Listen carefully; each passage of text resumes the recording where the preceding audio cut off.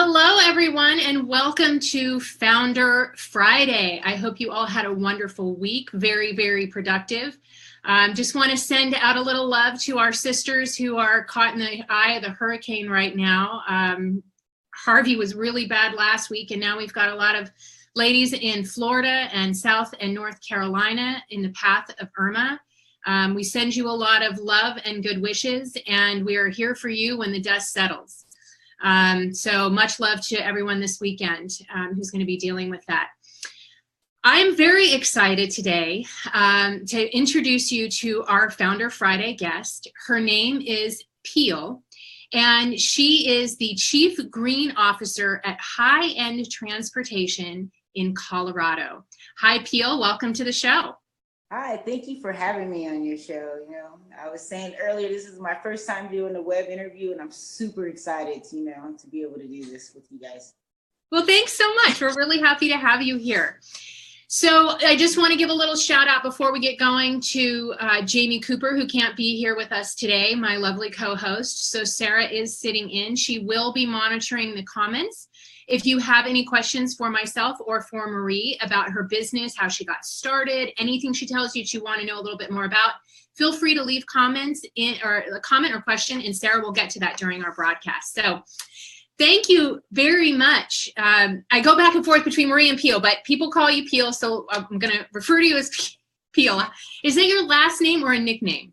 That's my last name, actually, so, it separates, from pre-military and post-military. It just became a habit to be called Peel, so I go by Peel. All right, well, then Peel it is. Thank you so much. So let's start with the fact that you are a vet. Correct. Yeah. So, I'm a veteran within this community, and three-quarters of my company is veteran-owned. That is just so awesome. So congratulations to you for coming back from such an intense experience and starting your own business.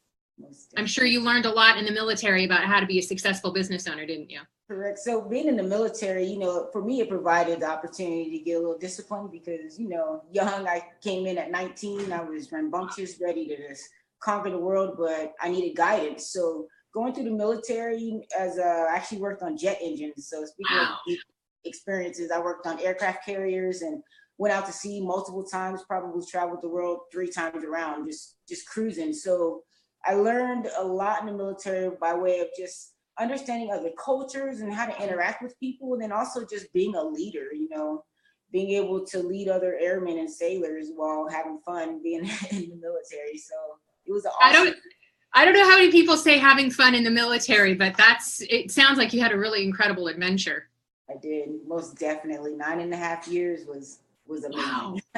Well, thank you so much for your service in the middle of a time of war too. Yes. I've been fortunate for me, not to have experienced some of the traumatic instances a lot of my soldiers and fellow sailors have experienced.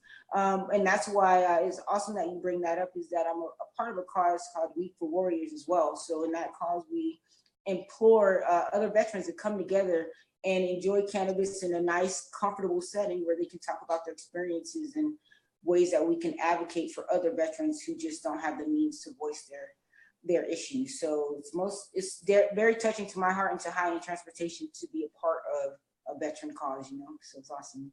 That's wonderful. So let's talk then about how being a vet led you to what you're doing today, particularly in cannabis. Were you a cannabis user before you got into the military?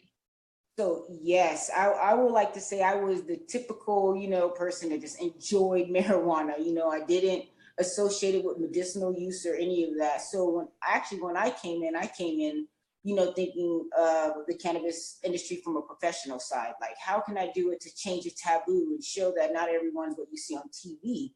But through those experiences, I met veterans who were just like, that's awesome, Peel, but also there's a side of cannabis that is medicinally helpful for people like myself, rather it's like other veterans with PTSD or veterans that just need it because of other limbs missing, all kinds of issues. But as I traveled through this journey of building a cannabis associated business, I started learning that it's just more than changing the taboo of professionalism. It's also about giving people the right and the option to use cannabis to help themselves, or giving people the platform and security to consume the cannabis in a setting where they won't be judged or, maybe ridiculed. So that especially is something that I came to learn and become a part of in this business. So it's awesome. And so is that really the catalyst for you to decide, okay, I'm going to make the conscious decision to build a business that is in and around cannabis? Correct. I mean, if you think about it, being in transportation, I touch everybody, right? All kinds of people, rather it's people suffering from cancer, suffering from bipolar mental illness or PTSD. And so in that, right, a lot of people are like, I don't want to do these treatments that my doctor is suggesting. How can I learn other ways to medicate myself safely and where I can know what's going into my body? So what we do in my company is we find experts, we find people who create those spaces, who allow people that are veterans or of any type of illnesses to come and consume and learn about, rather it's THC, cannabinoids, CBD, anything. And I find that's very important, and it's become a focus, besides being just an awesome transportation company with customer service, but also educating people is really important for high-end transportation. So tell me how you and your partners got together. Did you know each other in the military? Were you friends before? And how did you all collectively decide, look, we're going to start this business, particularly in cannabis? Give me the background on that. Well, I mean, that's a great question. I mean, not only are we just unique in the aspect that we're, minorities, veterans, women, we're unique in the aspect that we started a business that we didn't know about transportation, friends, couples, we did everything that everyone says don't do in a small business, and we figured out how to make it work, right? So what happens is Cliff, the other partner of mine, we were military and Navy together up in Whidbey Island, Washington. We were roommates for like 4 years, had a great time. We learned, we grew together, became adults in the military, and just kind of stayed in touch throughout the years. So he got out, I got out. We both became professionals in our own right. He became a sales rep for a high-end company, and I became an aerospace engineer. And wow. Yeah.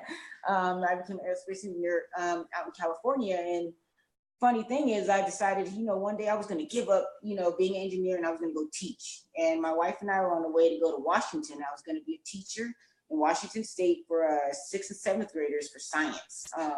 So I was going to be teaching some junior high kids, and my partner Cliff called me up and said, "Hey, Phil, how about we start a business in cannabis?" And we were going to do a big bus and drive around town and stuff. And I was like, "Well, how about we do the business more professionally and just get high-end cars?" So that's what we did. So myself and my wife, Cliff and his wife, joined forces, and we created high-end transportation. We rallied up all of our Navy buddies, we rallied up our friends, our families, and just showed them this idea. And everyone helped us. I mean, from our logo and how it was designed, that was a Navy friend of ours, Jesse. Big shout out to him. Our family is very family oriented. So from there, we just started improving and saying, what would the customer want? What would make someone comfortable when they come to Colorado, that they can smoke somewhere and have fun? What would be different than everyone else? And it was us. So that's how we started this company. And so far, it's been an amazing roller coaster. So tell me about high-end transportation. What is it that you do? How do you integrate cannabis into the experience? And, give me your pitch. So if I was to pitch to you, I would ask you to take a seat and imagine, you're flying into Denver from a destination, and you're like, what is there to do? Get out of the airplane, you get your bags, you're just like, oh my goodness, what do I have to do? And then you walk out, and it's an amazing blacked out vehicle there with the driver smiling, holding up your name. You're just like, wait, is this for me? And you're like, yeah, okay, it is for me. And you get in the car, you sit down, someone hands you a water and a goodie bag. And in that goodie bag, you have candy, chips, treats, everything to get, you ready for what's going to occur next. And we also add in that goodie bag things from our sponsors, because, you can't just advertise marijuana things everywhere. So, we throw those nice little trinkets in there to give you discounts as well. What we'll do from then is just take you on a nice cruise right on down to a dispensary.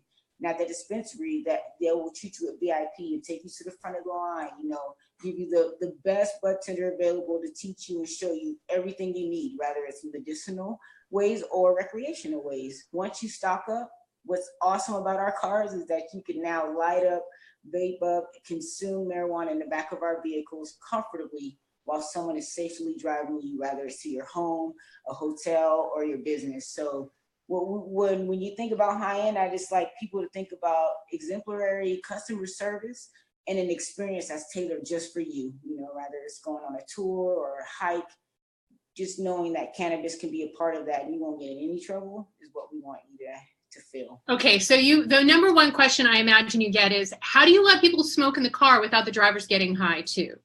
We get that question a lot. And what's awesome about our company is now that we've been in business for 2 years, our first year was dedicated to understanding, okay, what if we do put customers in a nice Tesla or something and they're smoking it up, or is our driver going to be impaired by that? And what was awesome is what we did is we started doing drug tests and randoms on our drivers. It's not all of our drivers consume. Some of our drivers have a Department of Transportation license, CDLs, where, when we transport larger amounts, they're not allowed to have those in their physicals. So as they drove, we have windows and, cracked, sunroofs. We would drug test them and they would never pop positive. So we kept those records, we kept them just in case, because it's a great line there when it comes to being pulled over. But what we did find, though, is if we put someone in one of our event trailers, close all the windows and legitimately hotbox it, they will pop positive. So you can pop positive from being engulfed in marijuana from 4 to 5 hours of just breathing it. Do we do that in our vehicles? Not at all. So we're protected. And what's awesome is the state of Colorado understands that. So we're protected under Amendment 64, which allows us to have people consuming in our vehicles, safely, as long as they're not in the front seat of with our driver. So that's another protection that high end utilizes. But we just wanted to go a little bit further to ensure that, your lives are safe in our hands. So it's awesome. That is very comforting. Yes. So how long have you been in business? 2 years, a sophomore year. 2 years. And how is business going? I'll tell you, our first year we were profitable. So that's what everyone wants to hear. Congratulations. And also our first year yielded a lot of high-end clientele, from Julian Marley and his brothers to Tommy Chong to even hanging out with Slightly Stupid. So for us, we just continued that momentum and kept it very exclusive and started, getting with ex-NFL players and doing things like that, where people who are very, high class want high class treatment with cannabis. So this year is where we're going for definitely the high end market. Oh, that sounds like so much fun. Oh yeah, it's only going to get better, from airplanes to trains to yachts. I mean, high end is thinking, we want to be the ultimate transportation company no matter where you go. And that's our goal. Wow. I love it. Thinking big, thinking future. Yes, and it's something that you can franchise, basically, right? Because you don't touch the plant, you can take it anywhere. Yes, and that's what we want to do. We want to find other limo companies that might be struggling, from Uber and Lyft hitting their cities and saying, hey, take this business model instead, where you can have a different spin on those type of transportation companies. So solidifying your brand and your name is always, first things first, so people can believe and trust in it as well. It sounds like the two things that Jamie and I push all the time that you need to be successful. Number one, you've got to have your brand. You have to have your brand voice, your look, your distinction. And then you have to have community. Because without community, you really can't accomplish very much. And it sounds like it started with a small community of you and your friend, and you bring your wives in, and then I imagine that, and I'm guessing, just correct me if I'm wrong here, but it sounds like your whole community, your family, your Navy friends, and probably a lot of people in the cannabis community came on board to help you out, right? This was not just the four of you going out and doing everything yourself. 100% correct. I mean, we had to tell and show people our vision and show people our worth for them to believe in us. And that's what happened. We hit the cannabis community running and they embraced us. There's plenty of other options to choose from, but high end has been the most regular option. And we enjoy that. We love that about our community. And all we're going to continue to do is keep giving back, because the more we do, the more we change that stigma, the more we change that perception. And of course, like you said, the more we can build our brand and just show this is another aspect of cannabis, so it's awesome. I really, really enjoy it. Do you participate in any advocacy groups in your area? Oh, yes. So like the first one I mentioned was WEiC for Warriors. That's very big and important to us.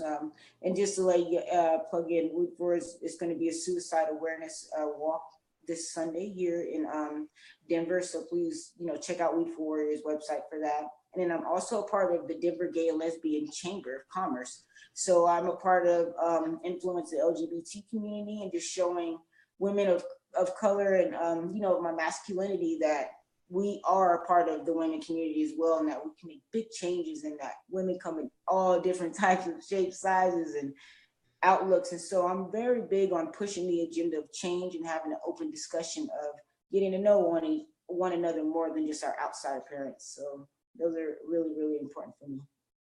And what about in terms of your local municipality, your city council, your state regulatory board? Are you actively involved in what is happening on a local and state level? So, actively as in participating in speeches, the last time high-end transportation really was pushing in advocacy for the cannabis community was when PTSD was supposed to be added to the ballot for medicinal use. We worked with Terry and Greg really hard on that, and even actually spoke a couple times at City Hall, just pushing for awareness and saying, hey, PTSD is not just for veterans, but for a lot of people who have been traumatized.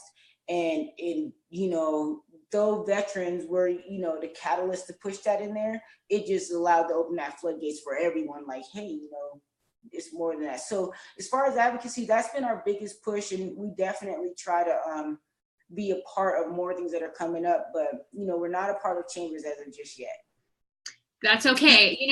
There are so many ways to participate that it's a matter of finding what your passion is and the change you really want to see and getting behind it. Because there are so many ways that we can participate because there's so much work to be done. So, it's incredibly important. I think the work for veterans, my grandfather was a test pilot, and he was killed when my mother was very young. So we have a deep respect and reverence for the military in our family, even though I never got to meet him. And I watch a lot of specials and documentaries and interviews with vets, and the fact that they cannot choose their medicine, that if they do not take the heavy doses of opioids that are prescribed to them, they lose their benefits.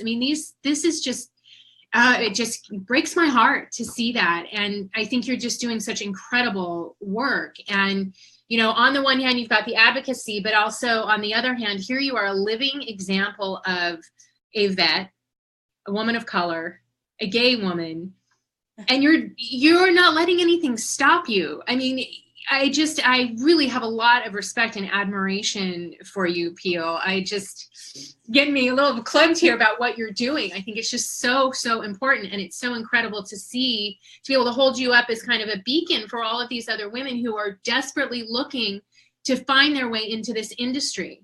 And that's why I wanted to have you on, because it's such a unique idea what you're doing. And I want other women to hear that, look, there are a lot of ways that you can integrate cannabis into a business, and don't let anything stop you. There are a lot of walls that you're going to come up against, not just the legal stuff, but as a woman, some of us as women of color, as women who don't have a lot of resources, and it is possible. So thank you for being that example, and thank you for being out on the front lines for women and also for vets. It's such important work. Thank you. You're welcome. All right, so let's get back to high-end transportation, because I do want to show our audience your website so that they can get a sense of just how high-end your business really is. So look at these vehicles, ladies. So am I right in thinking that what you're doing here is for tourism, right? It's for people who are coming to Colorado who want to be cannabis tourists. Is there a term for that? Canatourism? We can create one because but yeah, we're trying to actually create an experience for anyone, anyone who wants to spend, time on their lifestyle or just wants that safe place to consume. That's really what we want to do. And we definitely want to treat you like queens, because that's what we need sometimes, that hard play from all the hard work we do. So it's not just about cannabis, it's also about customer service. Oh yes, that is our very first point. If we're not treating you right and making it so that this is an experience of a lifetime, then we need to step it up. Cannabis just adds that sweet cherry on the top. It's just always good when you mix cannabis in the mixture, but we definitely strive to make you feel just like a queen. It's our goal. I love it. Where did you get your business experience? So honestly, we're learning as we go. We go to classes, find mentorship. That's why earlier when we were discussing just being women in the cannabis industry, is so important to start a network where we can all talk on our level and vibe on our energy and just really start pushing and showing that force. Because honestly, when we do high-end company retreats, it's 50-50 right about now, men and women. It's not very saturated with just male. So we definitely have an opportunity to create an amazing network base where we can start showing that, that female side of all the business. So I love it. I agree. And it's women like you that are going to help us get to those numbers of 50%. We're going to be there. Correct. We can do this.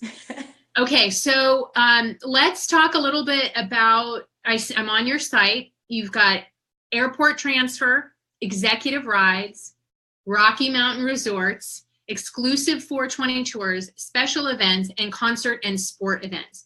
So I imagine these are all of the different ways that people want transportation. These are the times that they think, hey, if I could get a driver to take me to the show and pick me up, I don't have to worry about anything I consume in the car. I can bring my friends. It can be a whole event.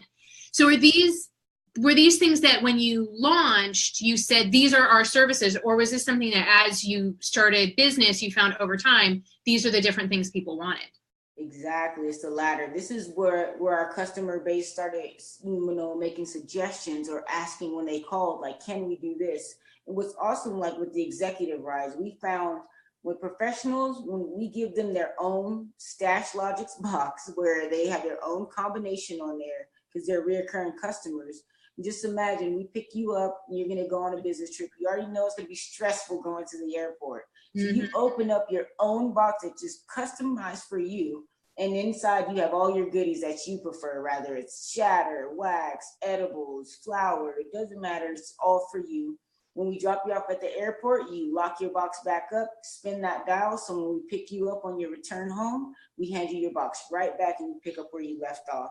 And that, it's like, it's unbeatable. People love feeling like, hey, this is what I deserve for my hard work. And, this is all from customer feedback. Yeah. That's amazing. And how many employees do you have? So right now we currently have 8 active employees, but because of our, the way we recruit and we have people come into our business, we have, another 25 just out just waiting for the opportunity as we grow to be a part. So they build not only with high end, but they focus on building their selves first. So they become a brand in the market. And when they come on the high end, man, their network just explodes. So we keep that personal development skill going with everybody within the group. Super fun. That's fantastic. It sounds like you've got a really great team going on. Let's take a look at who they are. Oh, there's the fleet. So you have Teslas, you have a Yukon and a Jeep Wrangler and a Mercedes-Benz passenger train. And you even have an event lounge.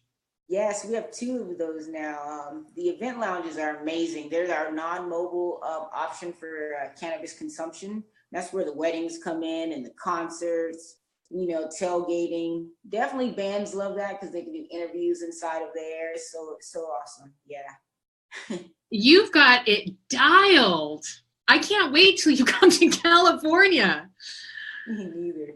That's fantastic. Okay, Sarah, do we have any questions so far? Nope, we don't have any questions yet. Okay, great. Okay, so tell me a little bit about your plans for the future. So yes, so our plans for the future, we spoke about it a little bit, and that would be to franchise out, find smaller transportation companies that already exist that could fit into our business model. But we're also looking to branch out into aircraft. So myself and a couple other people that buy into the vision of high end, we're getting our pilot's licenses. So What? yeah, because in the state of Colorado, you're allowed to. Well, once we figured that out, that's where places like Aspen and Grand Junction started coming into play because people want to come up to the mountains. So once we get our licenses, we'll be able to incorporate a small, like another aircraft or so into our fleet, which now allows us to do a little bit more. So right now, that's what high end's building to, so we can stay within our demographic of people that we're marketing to. So it's very exciting and fun, I'll tell you that. So tell me who your audience is. How did you figure out who your demographic was? So we're still working on it. We do surveys, and we found a lot of our demographic are other business owners and a lot of professionals. One of the another large audience is really hard to pinpoint are the medicinal users. We have a lot of people coming in that are about to go into treatment or just coming out of treatment that are just looking for sanctuary, just looking for, look, I don't want to think about what I'm about to go through or just came from. So we do a heavy clientele out to like the Aspen Canyon Ranch area, or even to the Adagio, where it's just like your home. You're not strapped with worrying about day-to-day lives. You're just consuming marijuana safely. So that crowd is not only one of our favorites, but the reason why we really started delving into medicinal education for marijuana. So yeah. Interesting. And how do you market? How did you get the clientele that you have, the high-end celebrities? Because you're limited on what you can do. Correct. Honestly, it's the grind, getting out there, showing your face, knocking on doors, calling people back.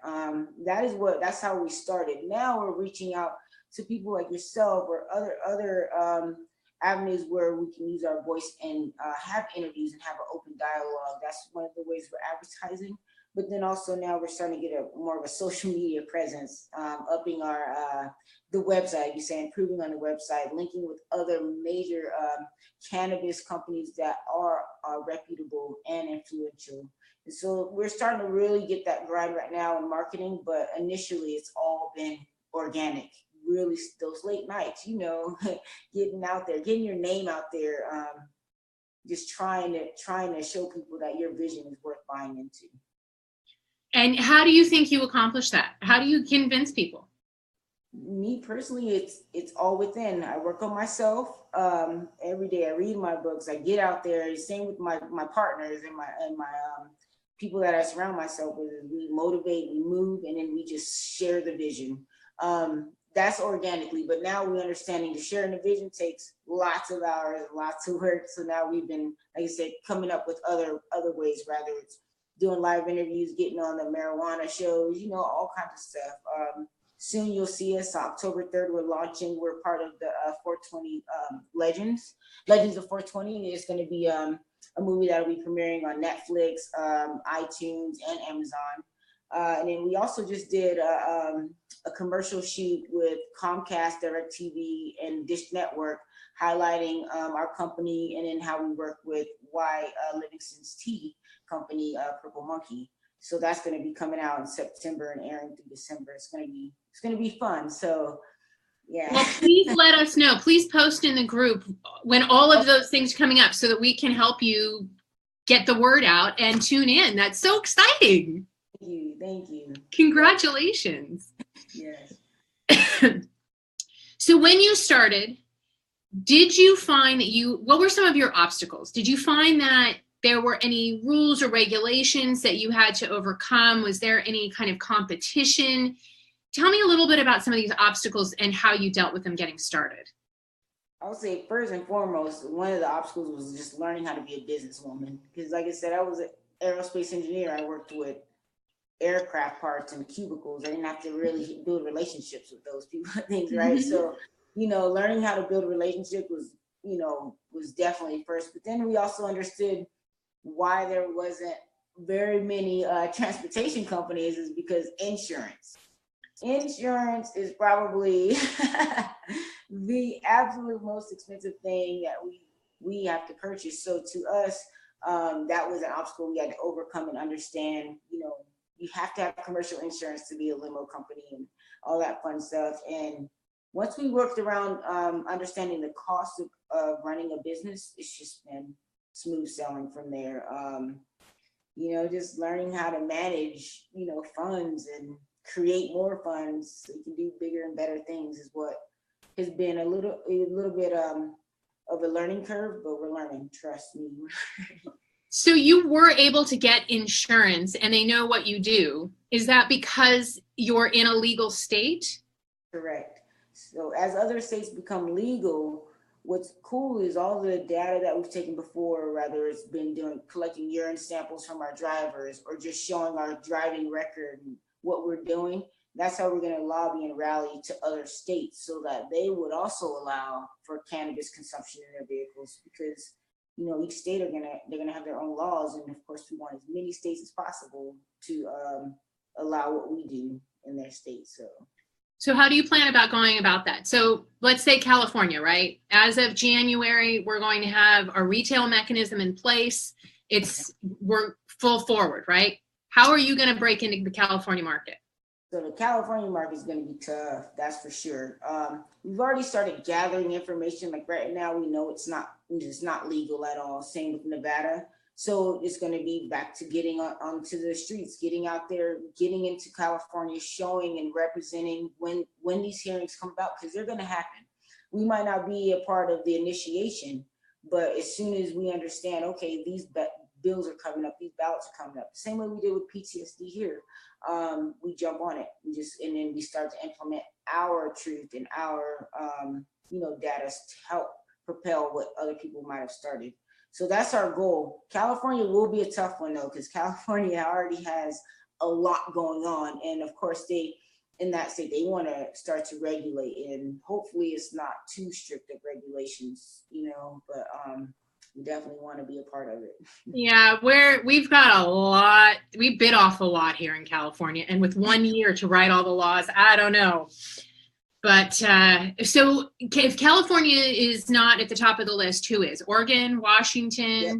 Washington is one of the larger ones because it is legal there. And then Massachusetts is big. I know a lot of people want to go west because, Nevada and California. But, just looking at the market and understanding what we can do and can afford to do as a business, Massachusetts is one of the really nicer ones, and same with Washington, which ties into why we want our pilot licenses so that we can really market in those areas.